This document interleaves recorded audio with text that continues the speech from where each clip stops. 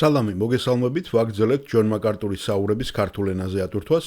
ეს არის ბიბლიური კითხვები და პასუხები. ჩვენ დავიწყეთ გუშინ 58-ვე ნაწილი, რომელიც ჩაწერილი იქნა 2001 წლის 18 თებერვალს. შემდეგ კითხვა ძალიან საინტერესო, ამაზე ადრეც გავეცით პასუხი, მაგრამ ესეთი სრულყოფილი პასუხი ამ კითხვაზე ადრე არ გაცემულა. საქმე ეხება 60-ის მდგომარეობას. იცით რომ კათოლიკებს ამთ განსაწმენდელის ასევე მართლმადიდებლობსაც აქვს შუალედური მდგომარეობის, საიდანაც მათ გონიათ კიდევ ვიმეორებ, რომ შეუძლიათ ადამიანების საბოლოო ადგილმდებარეობის აქედან განსაზღვრა. როდესაც გარდაიცვლება ადამიანი, თუ ის პირდაპირ 60-ს არ იმსახურებს, ხდება შუალედურ მდგომარეობაში, სადაც შენი ლოცვებით, შენი კეთილი საქმეებით, როცა ახლობელი ხარ, შეიძლება მასზე გავლენა იმოქმედო და ილოცო მიცვალებულთა მოხსენიებები იცით, ხომ? და ეს ძალიან მნიშვნელოვანი დოქტრინა არის მართლმადიდებლობაში, რომელიც არანაირად სწორი არ არის და აქედან გამომდინარე ადამიანი, როცა შენ პატარაობიდან ეუნები ადამიანს, რომ მას ერთი შანსი კი არ ეძლევა, არამედ სხვა შანსი ეძლევა კიდევ, თუ გარდაიცვლება, თუ არ იცხოვრებს აქ, ქრისტეს არ მიიღებს, ხო? და ისე გარდაიცვლება შეუძლია. არიან ბევრი, რომ პირდაპირ ჯოჯოხეთში მიდიან. ასე რომ პურგატორი, განსაწმენდელი და აი მართლმადიდებლური შუალედური ადგილი ზუსტად ამას აღწერს. და ასევე სხვა რელიგიები აღარ ვლაპარაკობ ინკარნაცია და რაღაც სისულელეები, ხო? მე გამიკვირდა, როცა ვეძებდი ფოტო რა დამედო, სურათი რა დამედო, ხომ? როცა დავწერე ქართულად, მაინტერესებდა ქართულად, იმიტომ რომ ქართული მიდან მიდოდა მართლმადიდებლობიდან და მოვძებნე, ადრეც ქონდა ნანახის კიბეებზე საზვერეები და როადიან და სატანა რო წამოგლიჯავს და რაღაც სისულელეები, არ ვიცი საიდან აქვთ ეს მოფიქრებულები, ხო, ადამიანის ფანტაზიას ხო სარ, მე გამაკვირვა, რომ მუსლიმანური, ქართული ესე თქვა ისლამის გადათარგმნილი იყო 60-ზე წარმოდგენები და სურათები იყო ფოტოები. აი გავოცდი და წარმოვიდეთ რამდენს მუშაობენ ეგენიც, რომ ქართულად უკვე მასალები იდება, როგორც ლიტერატურა შემოდის ეს თვალსაჩინოებები. და უფრო მუშაობენ კიდევ რო იცოდეთ, ხო, მეგენი. ასე რომ აი ეს ტრაგიკულ მდგომარეობაშია საქართველო, ადრე თუ იპყრობდნენ უკვე ძალით, ეხლა თავის ინებით ალბათ ბევრი უკვე ნატოსთან გაწევრიანებას, ასოცირებას თურქეთთან ახდენს და თურქეთთან ერთად რელიგიასაც იღებს. და ხედავენ კიდევაც, ხო, უფრო მორალური, ზნეობრივი, გარეგნულად, ხედავენ რომ ის უფრო რელიგიურები არიან. ასე რომ ეს ტრაგიკული მდგომარეობა არის საქართველოში. მოდით მოვუსმინოთ ეხლა რას ეკითხება ქალბატონი მე მგონი, ხომ? ჯინი, ხო? ჯინ სტატო. ხო, ბატონ ჯონს 60-ს აქვს შუალედური ადგილი თუ ის მარადიული მდგომარეობაა. მე ესე დავასათაურე. სალამი, მოგესალმებით ჯონ, მე ჯინ სტაუტი ვარ და მაქვს თქვენთან კითხვა ერილ დევისის წინთან დაკავშირებით, რომელიც ახლახან წავიკითხე. 60 გაცილებით უკეთესი ადგილია.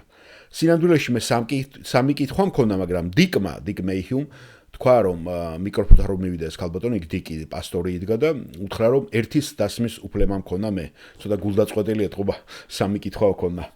და კითხვა ჩემი ასეთია ალბათ. 60 შუალედური მდგომარეობა თუ 60 მარადიული მდგომარეობა? და ჯონ მაკარტური პასუხობს. არა, არანაირად არ არსებობს შუალედური მდგომარეობა. არ არსებობს განსაწმენდელი, ეს რომაული სისტემის ფაბრიკაციაა. და ფალსიფიკაცია ალბათ უფრო კიდევ კარგი იქნება. და ასევე აქვთ მართლმადიდებლობის რაღაც შუალედური მდგომარეობა და ეს ყველაფერი არა ბიბლიურია. 60 არის სინამდვილეში ღვთის თანდასწრებაში ყოფნა. სინამდვილეში ახალ ათმაში თქვენ კითხულობთ ღვთის სამეფოსა და 60-ზე, რომლებიც ერთი და იგივეა.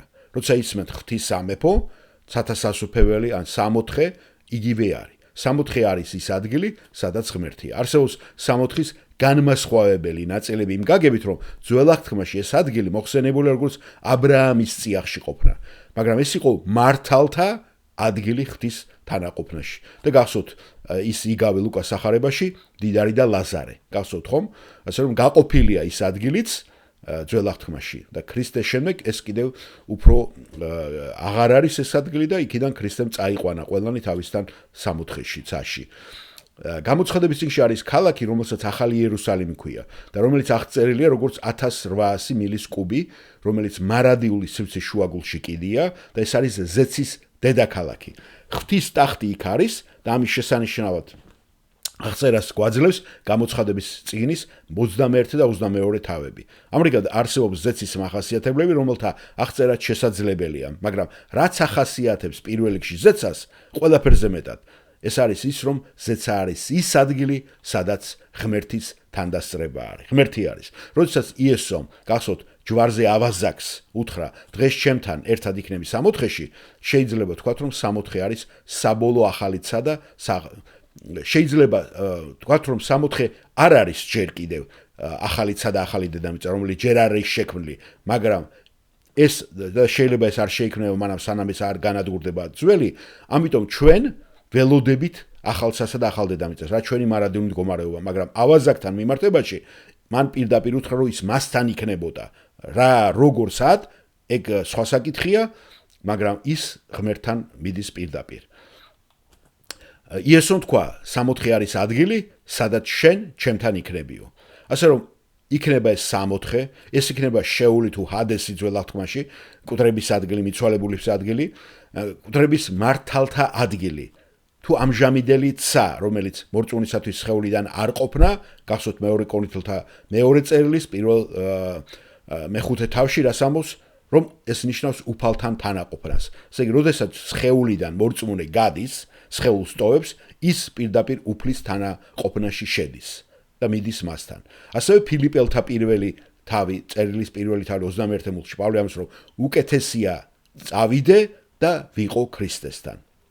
გამოსყიდის მთელი ისტორიის განმავლობაში მართალნი, რომლებიც ტოვებდნენ ამ სამყაროს, შედიოდნენ ღვთის თანდასწრებაში.